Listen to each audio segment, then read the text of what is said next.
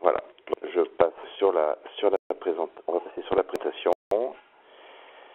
Alors tout d'abord, merci à toutes et à tous d'être venus à cette web présentation.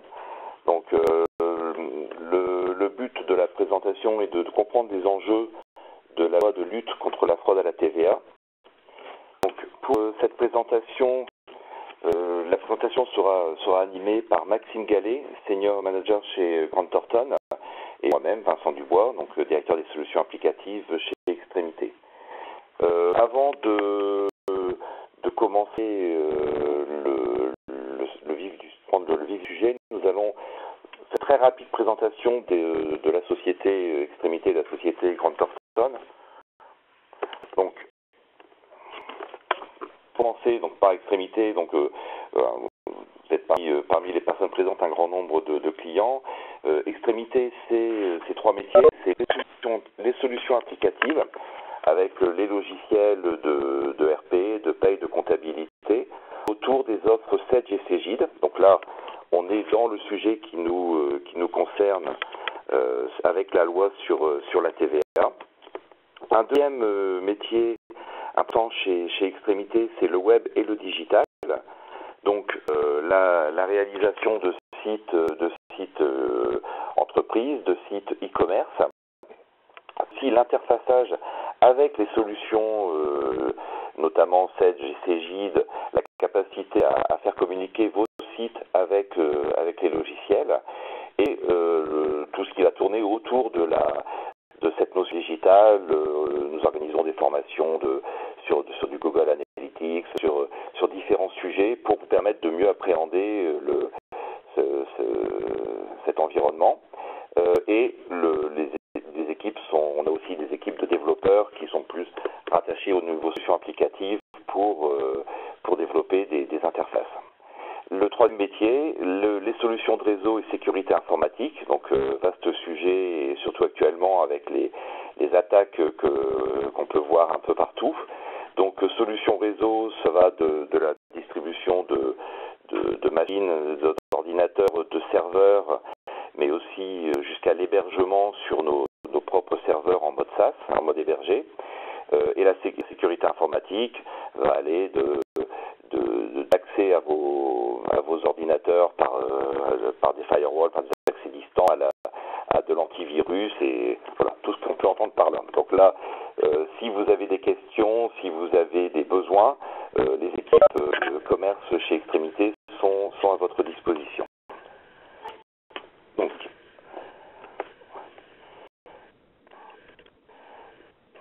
voilà, je vais laisser la parole à M. Gallet pour la présentation de Grant Thornton. Oui, alors bonjour à toutes et à tous. Donc je suis Maxime Gallet de Grant Thornton, donc je suis expert comptable. Alors, pour présenter rapidement le cabinet Grant Thornton est un cabinet international spécialisé dans les métiers de l'audit, de l'expertise comptable, du conseil financier, de la sous-traitance comptable, conseil juridique et fiscal.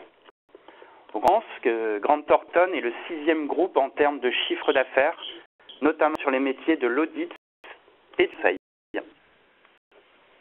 Voilà cette présentation rapide de notre cabinet. Donc, on va passer au vif du sujet. Alors, on vous a présenté, on vous a mis ici le sommaire de cette animation. Donc, on va vous rappeler les fondements de cette obligation, quand cette obligation s'applique, voir aussi qui est concerné par cette obligation, donc les logiciels concernés, les logiciels visés, les conditions à respecter et le contrôle pour l'administration fiscale. Et on aura, pour terminer cette présentation, une phase de questions-réponses. Donc n'hésitez pas sur le chat à nous poser des questions en cours de présentation. On y répondra donc plus à la fin de ce créneau d'1 heure. Sur les aspects réglementaires, donc toute cette loi est régie par l'article 286 du CI et la doctrine administrative, donc BOI TVA déclat 30-10-30 du 3 août 2016.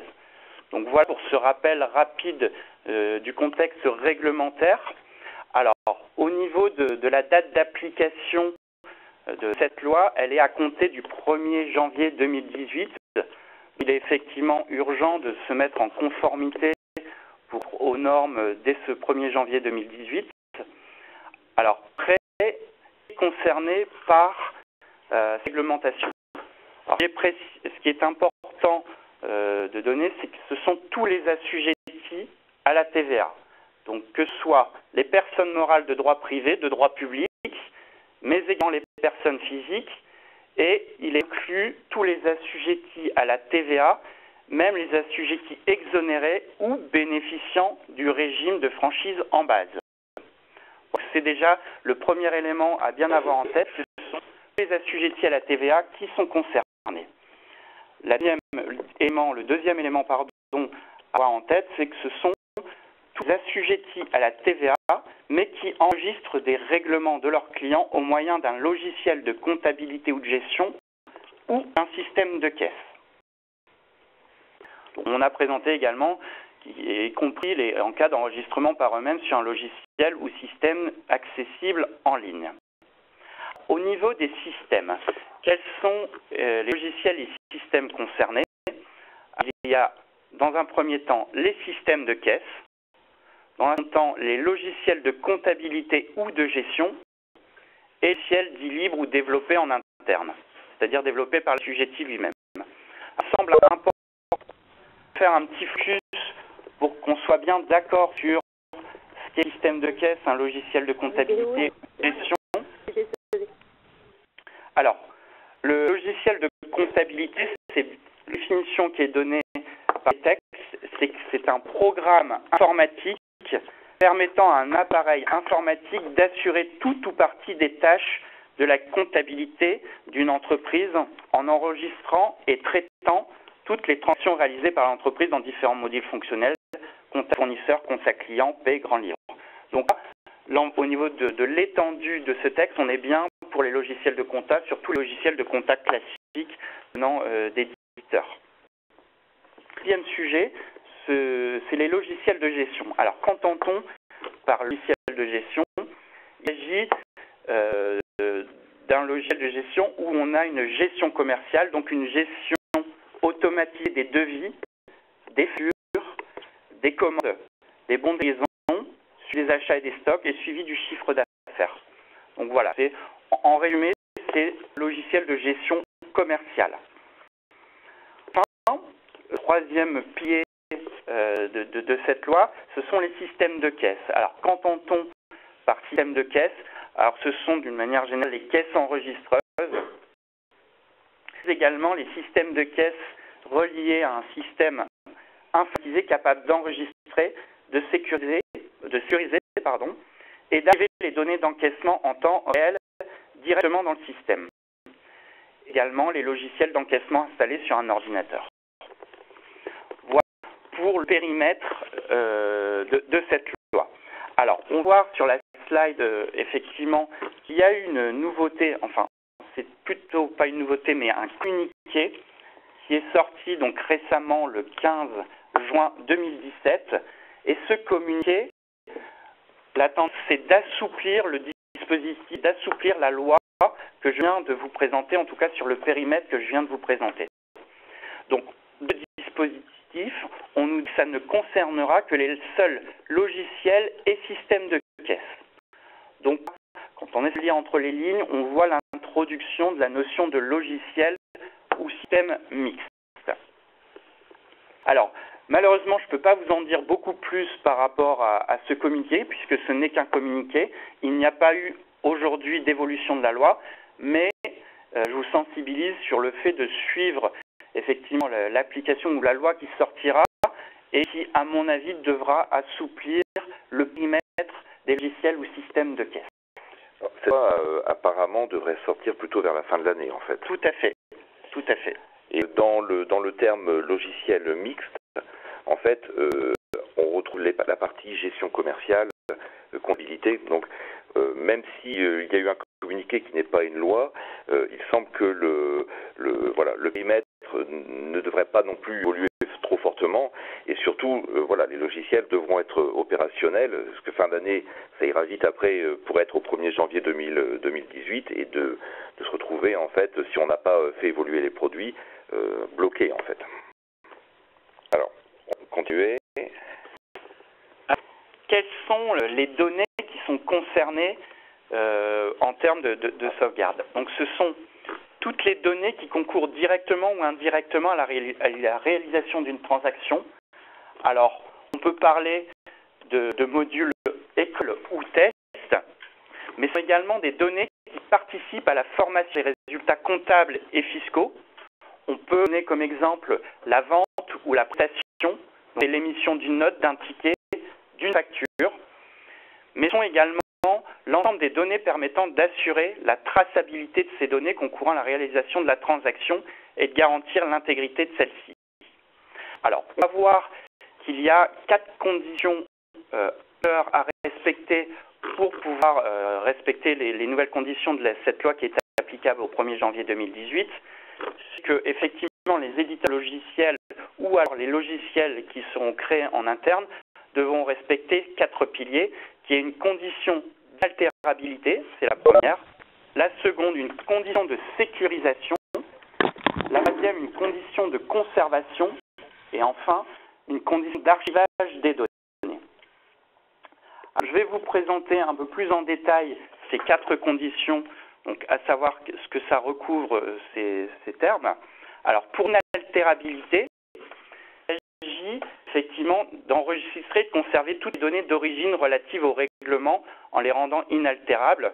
Donc, c'est garantir notamment à l'administration fiscale d'accéder aux données d'origine, aux détails datés des opérations, donc avec le mois, l'année, l'heure, la minute, mais également, c'est un élément important, aux corrections apportées. Donc toute notification annulation devra bien être tracée dans le logiciel. Cette condition d'altérabilité devra garantir dans le temps et par tout procédé technique la fiabilité, l'intégrité des données enregistrées. Alors, pour revenir plus sur une partie logicielle, c'est vrai que nous allons avoir à gérer en fait une traçabilité qui actuellement n'était pas présente dans les produits, d'où les versions à sortir et surtout les mises à jour majeures que nous allons avoir sur les produits pour avoir toute cette notion de traçabilité qui entraînera sûrement aussi des modifications de fonctionnement dans vos façons de saisir. Je relaisse la parole pour les autres conditions. Effectivement, on vient de balayer la condition d'inaltérabilité. Nous allons donc maintenant voir la condition de sécurisation. Donc, qui doit permettre de sécuriser d'une part les données d'origine, les données de modification enregistrées, mais également les données permettant la production des pièces justificatives émises. Donc, la condition, c'est effectivement d'avoir une sécurisation par un procédé technique fiable et de sécuriser l'enregistrement des opérations ou règlements fictifs liés à l'emploi d'une fonction école ou test. Seconde condition qui est la condition de sécurisation. La deuxième, c'est bien une condition de conservation. Donc, obligation pour le logiciel de compta, de gestion, système de caisse de prévoir une clôture. Donc, cette clôture doit être une clôture pour une période au minimum annuelle ou par exercice s'il ne coïncide pas avec l'année civile. Donc ça, pour la conservation. Au niveau des systèmes de caisse, on va prévoir une clôture journalière et mensuelle. Les conditions de conservation, c'est effectivement sur une durée de 6 ans. Donc, le logiciel doit permettre de conserver toutes les données pendant 6 ans avec logiciel, plutôt pour les systèmes de caisse, une clôture journalière et mensuelle. Et pour les autres logiciels de compta et de gestion, là, on est sur l'année civile ou l'exercice, si ça ne coïncide pas avec l'année civile. Alors c'est vrai qu'au niveau des logiciels de comptabilité, on a déjà cette notion de clôture qui était plus importante avec la génération du fichier FEC. Et on se rend compte que cette obligation de conservation, de clôture, de figer en fait l'information va être de plus en plus reportée aussi sur les logiciels de gestion, sur les logiciels de caisse. Donc voilà, on a déjà vécu ça un petit peu avec la comptabilité, on le vivra encore de façon plus forte avec les autres produits. La quatrième condition, c'est la condition d'archivage. Donc celle doit être au maximum annuelle ou par exercice. Donc on va prévoir dans cette condition d'archivage un dispositif garantissant l'intégrité dans le temps des archives et la conformité aux données initiales, et les doivent être traçables selon un procédé fiable. Donc, 4 conditions que je viens de vous présenter, c'est bien la contrainte que doit se fixer l'éditeur ou la contrainte lorsqu'on développe un logiciel ou système en interne. On va le voir, comment on va devoir justifier effectivement de ces conditions. Donc, la justification devra être, en tout cas pour l'éditeur, il devra délivrer une attestation individuelle pour chaque logiciel de compta, de gestion ou de système de caisse, ou il devra y avoir une certification par une structure accréditée pour valider que le système respecte bien les conditions que je viens de vous présenter. Donc en cas, une précision qui est importante, de détention de plusieurs systèmes de caisse ou de logiciels de compta de gestion, il devra produire un certificat ou une attestation par produit. On rentre sur le côté sanction. S'il y a une production d'un faux certificat ou d'une fausse attestation, il y a effectivement du pénal et c'est 3 ans d'emprisonnement et 45 000 € d'amende. Donc voilà. Donc ici, ce qui est bien important, ce qu'il faut retenir, c'est que vous devez faire produire un certificat ou obtenir une attestation individuelle de votre éditeur de logiciel ou système de caisse. Pour ce qui est des logiciels Sedge et Cegid notamment, dans les mises à jour à venir, donc le certificat sera disponible. Alors pour certains, notamment Sedge, on pourra directement l'imprimer à partir du logiciel ou l'obtenir par l'édite directement. Mais cette notion de certificat est importante, que vous devrez pouvoir la justifier à tout moment, que votre logiciel est bien en dernière version, et les certificats seront sur les dernières versions. Donc en cas de mise à jour ultérieure, il faudra bien suivre ces mises à jour pour toujours être en dernière version. Ce sera toujours cette version-là qui sera la version qui bénéficiera du certificat. On va un petit peu parler de ce fameux certificat. Alors, le certificat, effectivement, doit respecter les 4 conditions, les 4 piliers que je vous ai présentés précédemment. Donc c'est d'une part l'inaltérabilité, la sécurisation, la conservation et l'archivage. Donc le certificat est bien sur les conditions qui sont présentées, à savoir pour les assujettis à la TVA. Donc l'organisme doit demander à l'éditeur de certifier le logiciel ou le système. Donc aujourd'hui, en tout cas au 30 mai 2017, il y a 2 organismes qui sont accrédités pour délivrer ces certificats. Le premier, c'est AFNOR Certification, et le second, c'est Laboratoire National de Métrologie et d'Essai. Donc on est bien sur la partie certification. On sait sur le sujet d'attestation de l'éditeur, donc ça c'est pour le logiciel acheté, donc logiciel ou système de caisse. Donc cette attestation doit être rédigée en français ou accompagnée d'une traduction en français certifié l'éditeur est établi à l'étranger, avec une mention aussi explicite des 4 piliers, des 4 conditions qui ont été présentées, à savoir l'inaltérabilité, la sécurisation, la conservation et l'archivage. Et cette attestation est aussi valable pour les versions mineures ultérieures, vous venez de le dire, du logiciel ou du système. Au niveau du support, ça doit être sur support physique ou dématérialisé. Donc ces deux supports sont acceptés, tolérés en cas de contrôle par l'administration. Donc voir ce sujet. Donc, comme je vous l'ai présenté au début, on est sur une réglementation qui est applicable au 1er janvier 2018. Donc à partir du 1er janvier 2018, il peut donc y avoir des procédures de contrôle qui peuvent être entamées par l'administration fiscale. Donc un contrôle qui est inopiné. Et donc en termes de contrôle, c'est une intervention dans les locaux. Et on va contrôler si l'assujetti à la TVA, et donc je le redis, c'est à la fois l'assujetti qui sont exonérés ou voire même en franchise. Donc là, on va juste s'assurer que vous êtes bien en détention de ce certificat ou de cette attestation. Le contrôle se limitera uniquement à voir si vous êtes en capacité de présenter ce certificat ou cette attestation. Et donc, à la fin, si vous êtes bien, vous obtiendrez un procès-verbal où on reconnaît si vous êtes le certificat et l'attestation comportent bien les mentions obligatoires. On passe aux sanctions. Donc, les sanctions sont applicables uniquement en cas de manquement ou refus effectivement de transmettre le document, le certificat ou l'attestation. Donc là, les sanctions sont de 7 500 € par logiciel, donc compte gestion système de caisse. Donc c'est par logiciel. Et pour vous en conformité, vous avez un délai de 60 jours. Si vous êtes le de l'intervention dans l'incapacité de produire le certificat ou l'attestation, vous avez 30 jours pour pouvoir produire ce document. Si vous ne respectez pas cette condition, effectivement, vous paierez l'amende.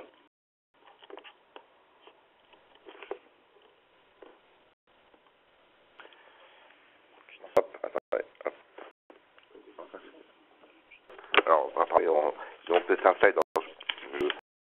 Nous n'avons pas le slide, mais on va pouvoir...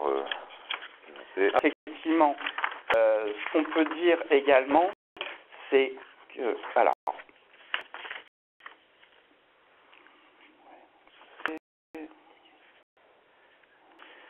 Alors, au niveau des éditeurs, donc les éditeurs travaillent sur ces versions et les mises à jour commencent à arriver, donc notamment Égide, nous avons déjà des façons de travailler un peu différentes au niveau de l'édition des factures, avec des notions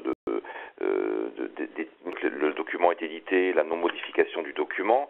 En comptabilité, on va avoir toute une traçabilité en fait nécessaire sur les produits. Voilà. Donc, le but était déjà de vous présenter en fait le contexte de cette loi, les règles, les termes qui sont utilisés, ces quatre termes ces quatre clauses en fait, les amendes qui peuvent être appliquées si vous ne respectez pas ces 60 jours pour vous mettre en conformité. Si vous n'êtes pas en conformité au bout des 60 jours, l'amende retombe en fait. Donc on sait que 60 jours pour changer un logiciel de caisse, changer un logiciel de comptabilité, c'est assez court. Donc au niveau des éditeurs, les dernières versions, les versions censées en Sage, les versions X2 en Cégide, mais les versions embarquées des automatismes en fait dans les produits. Donc il importe déjà d'aujourd'hui d'y penser, d'évoluer à ce niveau-là. Alors je vais rouvrir les micros pour pouvoir passer à la séance de questions-réponses. Donc on va essayer de gérer ça au mieux. Donc j'ouvre tous les micros et on essaye. Qui veut.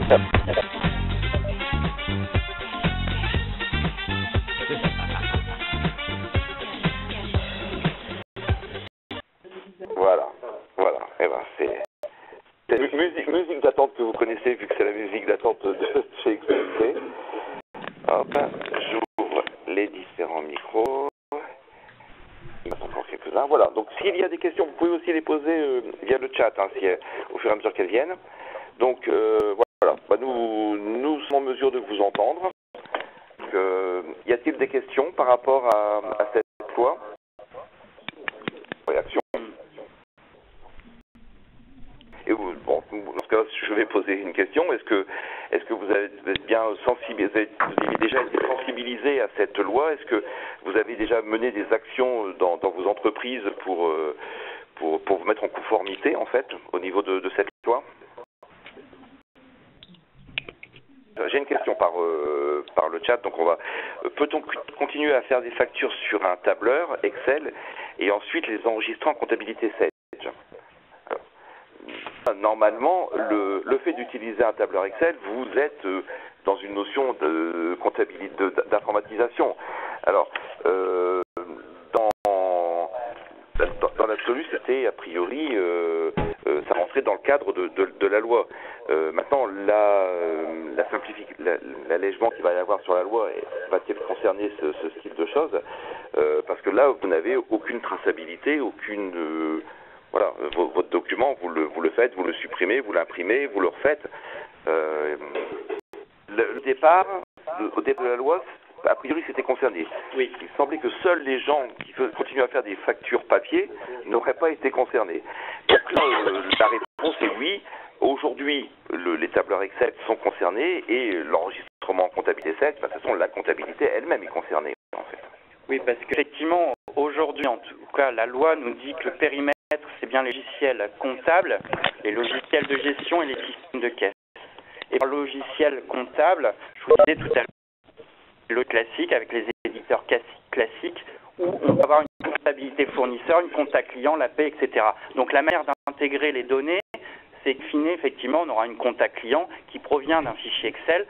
Donc aujourd'hui, c'est concerné. Après, il faut voir, parce que je vous dis, il y a eu cette publication du 15 juin qui a, en tout cas, pris de ce communiqué, d'assouplir cette loi. Mais aujourd'hui, on n'a pas suffisamment d'éléments pour vous dire quel va être l'assouplissement. Il y a cette notion de logiciel mixte qui est intégrée. Donc, on peut effectivement imaginer que dans le futur, pour être concerné, ça, il faudra suivre ça en fin 2017, serait a priori des logiciels mixtes qui intègrent de l'encaissement avec de la comptabilité. Mais bon, ça, il faudra suivre effectivement la nouvelle loi qui sera produite en fin 2017. Alors, une autre question d'Annick. Concernant l'établissement des factures, faut-il passer par un logiciel commercial? Actuellement, ça dépend comment vous faites vos factures. Si vous les gérez par des fichiers Excel, oui, Word, il faudra passer par un logiciel commercial.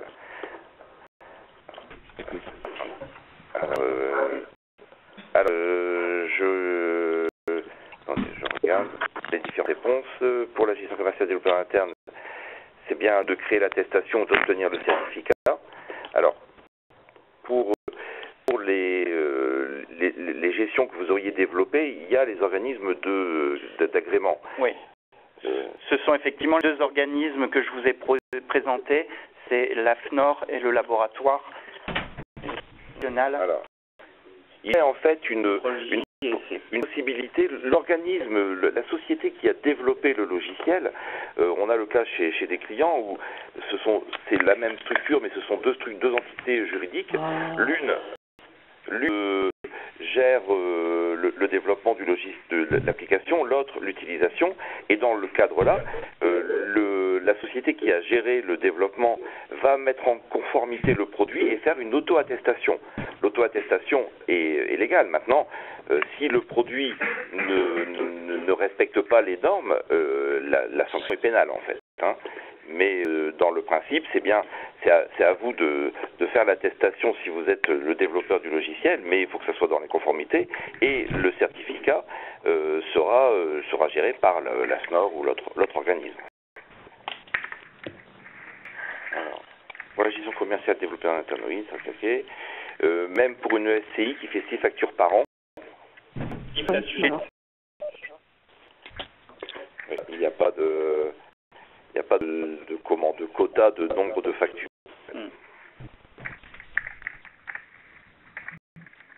Apparemment, on entend du bruit, mais sinon je dois couper tous les micros. Alors je vais couper les micros pour éviter d'avoir des échos. Je suis désolé. N'hésitez pas à poser les questions via le chat et je pourrais rouvrir au cas le cas les micros. Mais ça évite en fait d'avoir de l'écho. Je vous montre 30 secondes encore. Voilà. Oui, ce sont des utilisateurs qui ont mis le haut-parleur et du coup ça résonne. Ici les questions. Alors, est-ce que les prochaines versions Cegid vont embarquer un système d'archivage ou faudra-t-il avoir un système à côté?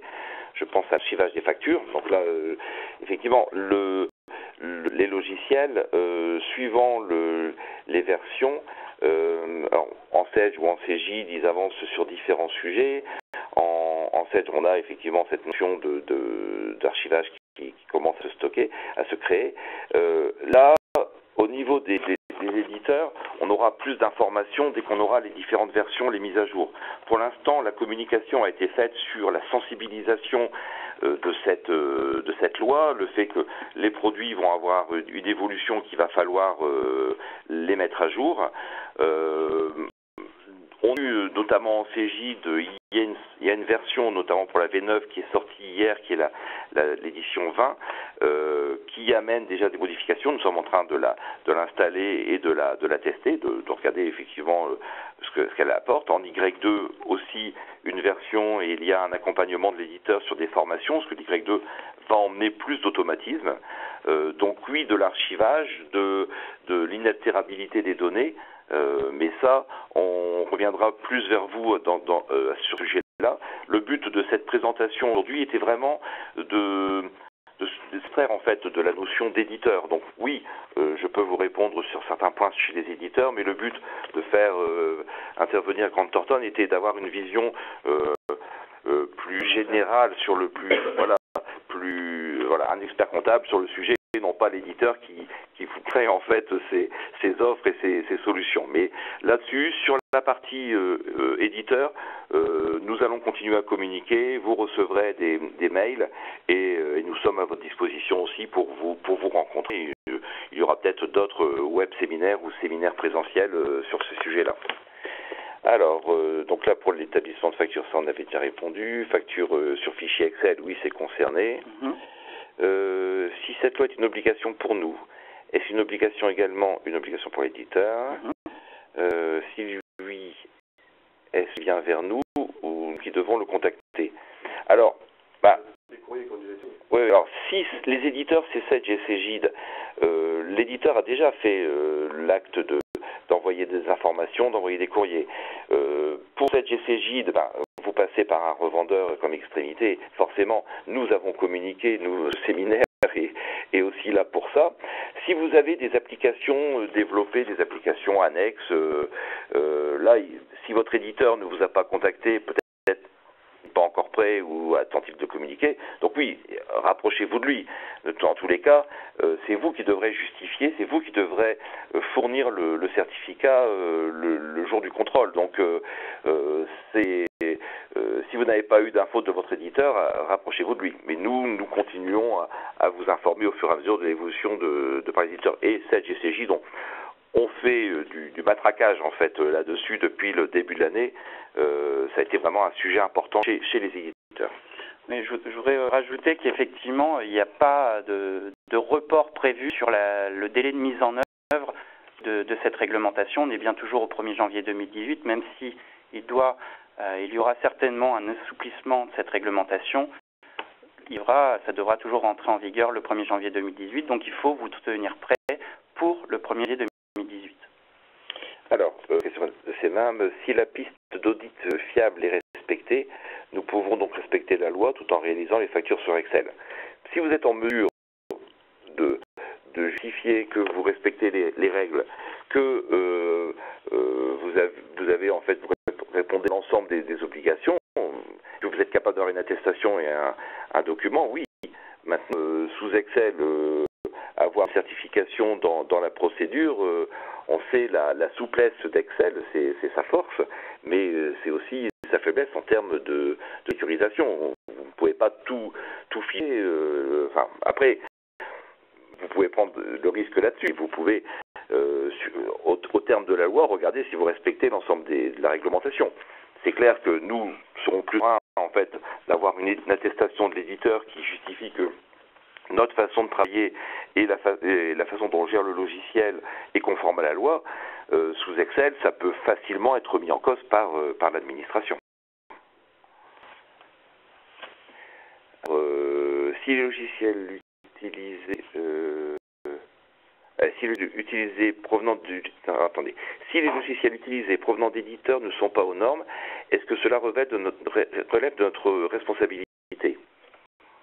Dans tous les cas, vous devez détenir à partir du 1er janvier 2018 un certificat ou une attestation. Si vous avez une attestation de l'éditeur qui comporte bien les 4 piliers qui ont été présentés et que ça émane de l'éditeur, vous êtes sécurisé. Mais il faut bien qu'il y ait les conditions, à savoir les 4 piliers. Voilà. Actuellement, l'éditeur serait responsable s'il émettait un certificat erroné. Maintenant, c'est à vous d'avoir le certificat. Vous devez faire en sorte que les logiciels avec lesquels vous travaillez soient certifiés. Donc la responsabilité est quand même plus à votre niveau qu'au niveau de l'éditeur. L'éditeur serait vraiment responsable, et là la peine serait lourde, s'il émettait des faux certificats en fait. Alors, nos factures sont faites sur papier et envoyées aux clients, factures concernant des travaux effectués sur le mois. Là, nous ne sommes pas dans de la facturation informatisée. Donc, sur la partie facture, on ne serait pas concerné. Sur la partie facture, non, mais comme après ces factures sont enregistrées, j'imagine, sur un logiciel comptable, là, le logiciel comptable est concerné dans le périmètre, donc là, il ira bien faire des contrôles sur, effectivement, le logiciel comptable. C'est-à-dire que la bonne nouvelle, c'est que vous pouvez effectivement continuer à faire vos factures. Vous n'êtes pas obligé de vous équiper d'un logiciel de gestion commerciale. Et votre comptabilité, je pense que vous avez pris l'évolution 7.100C, vous aurez le certificat. Donc, en restant dans le même fonctionnement, vous ne bénéficiez pas forcément de tous les avantages que peut vous apporter une gestion commerciale Sedge et la facilité que cela entraîne. Mais légalement, vous n'êtes pas bloqué par ça. La facture, vous la faites papier. À côté, vous faites la comptabilité. La comptabilité, vous aurez votre certificat. Alors, outre la liste des éléments de mise en conformité, les obligations, nous avons développé notre logiciel de gestion commerciale et facturation en interne. Ça, c'est le texte même de la loi, en fait. Voilà. Pour moi, il faut effectivement avoir toujours, je rappelle, les 4 piliers qui ont été présentés et effectivement demander un certificat des 2 organismes, AFNOR et le laboratoire, qui a été présenté. Donc, il faut effectivement se mettre en conformité, travailler pour avoir ces 4 piliers et vous faire certifier une fois que ce logiciel est autonome et est utilisable. Voilà.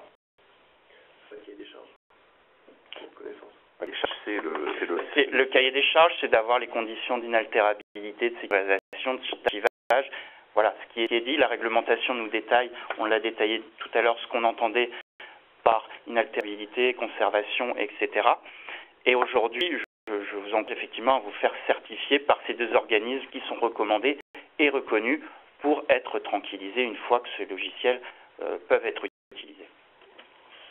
Alors, autre question, Cegid pourra délivrer l'attestation d'éditeur à partir de quelle échéance? Alors là, je n'ai pas la date exacte, c'est annoncé, on a des versions qui sortent, donc peut-être que dans la version du mois de juin, je vous dis, on est en train de l'installer, hein, cette dernière version, peut-être que l'attestation est déjà dedans, on n'a pas eu toutes les communications dessus, mais en tout cas, d'ici la fin de l'année, vous aurez vos attestations.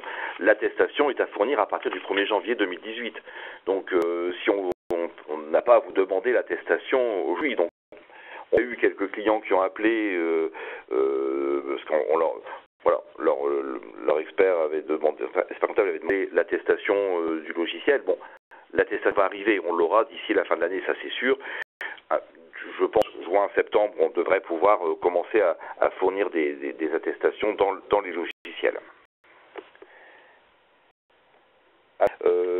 J'ai une question pour rappeler les 4 piliers. Alors, on reviendra, on va rappeler les 4 piliers, mais un petit peu après.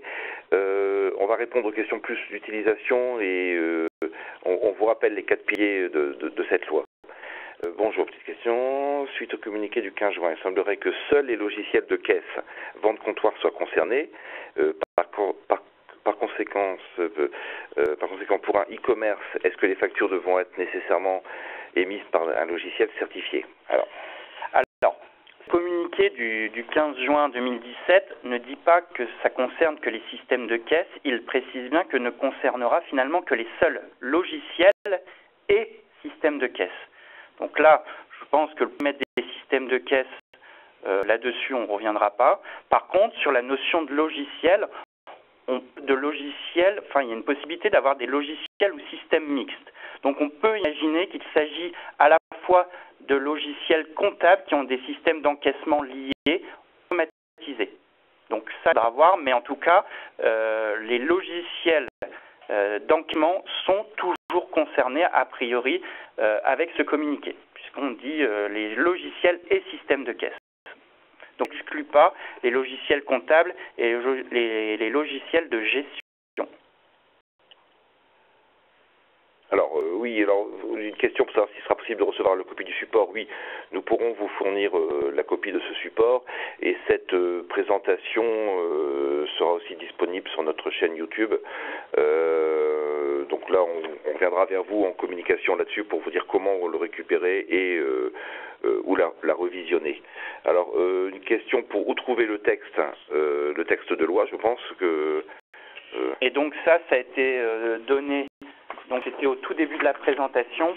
Effectivement, on est sur l'article 286 du GI et la doctrine administrative, c'est le BOI TVA déclat 30-10-30 du 3 août 2016.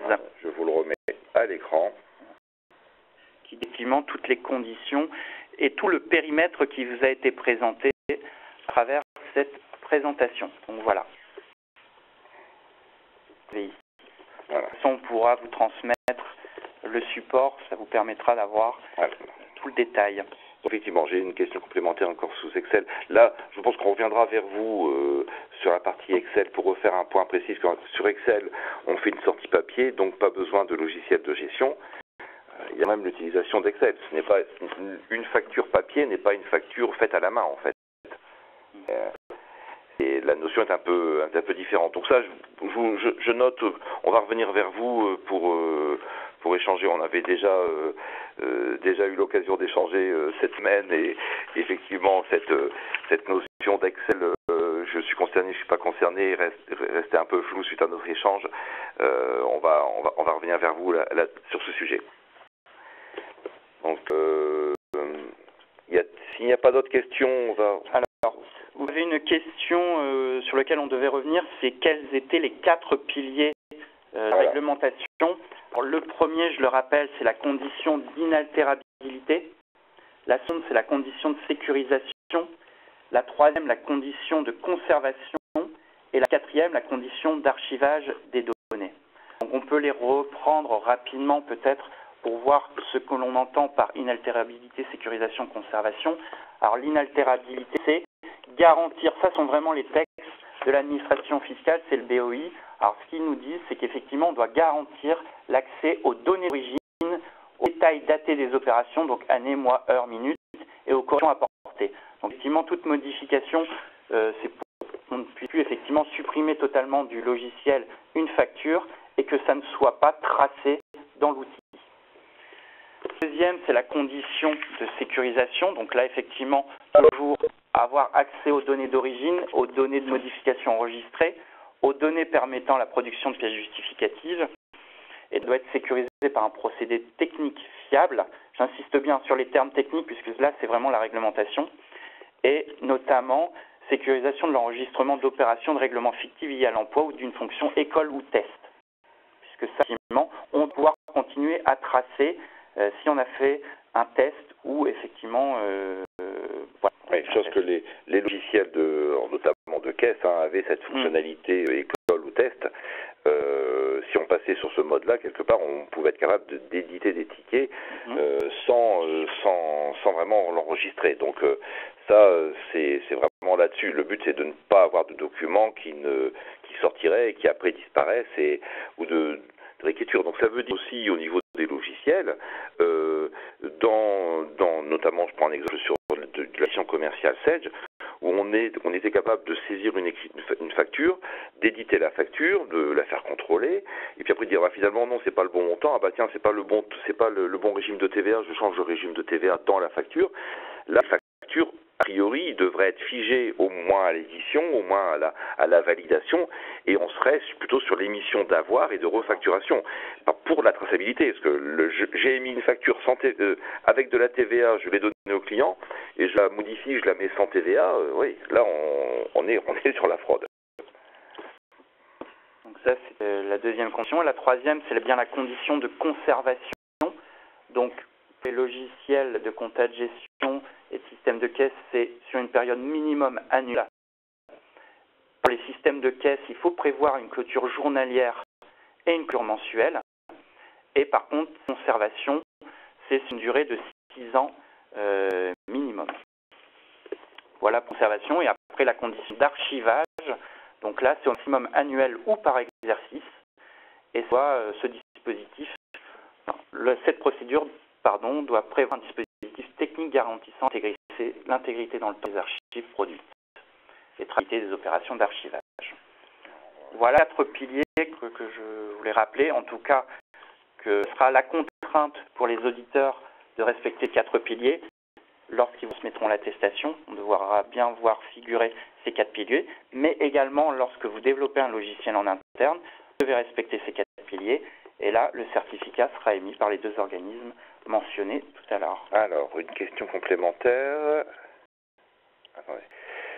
Quand le gestion et de caisse sont différents et complètement indépendants du logiciel de compta, nous utilisons un logiciel de gestion spécifique et pour la comptabilité, donc déjà très bon choix. Allons-nous devoir acheter un logiciel de gestion Sage? Non. On va pas, voilà, je vais pas dire non pour mes commerciaux, forcément, mais non, bien sûr, si votre logiciel de gestion spécifique est capable de répondre d'avoir l'attestation, d'avoir la certification, ce n'est pas un problème. Après, là où des informations complémentaires pourront venir sera dans les transferts. Il faut que, si on transfère des écritures de l'un vers l'autre, les données ne devront pas être modifiables. Donc là, il y a aussi du travail chez les éditeurs pour éviter la possibilité de modifier des informations. Mais là, aujourd'hui, vous êtes obligé d'avoir toute la gamme des produits chez un éditeur. Il faut que vos produits communiquent entre eux de façon sécurisée et ont le certificat, en fait. Par contre, effectivement, dans votre exemple, si on a un logiciel de compta distinct, un logiciel de gestion distinct et un système de caisse, on devra bien avoir 3 attestations de 3 éditeurs différents, puisque ce sont des systèmes différents. Voilà. Une question complémentaire, quelle modification retrace les fichiers SEC? Alors je pense que c'est les fichiers FEC. Au niveau des modifications dans le fichier FEC, alors le fichier FEC, c'est